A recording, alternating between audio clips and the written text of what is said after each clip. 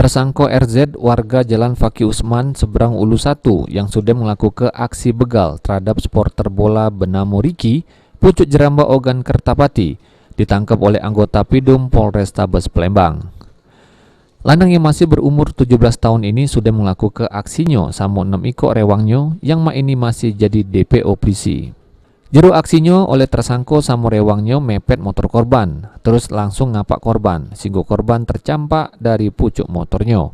Habis itu oleh tersangka sama rewangnya motor korban langsung digawak lari. Selanjutnya motor tersebut dijajoke, yang mana dari hasil jajoke motor, tersangka mengaku cuma dapat bagian Rp300.000, yang mana dibeli buat makan-makan.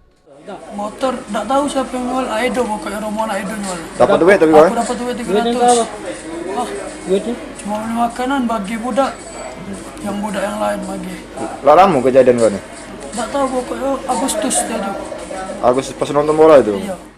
Dengan perbuatannya, tersangka RZ ini dijeblos ke jero sel tahanan Polrestabes Palembang guna nanggung jawab ke perbuatannya. Sementara itu 6 ikut lagi rewangnya ini masih diburu polisi.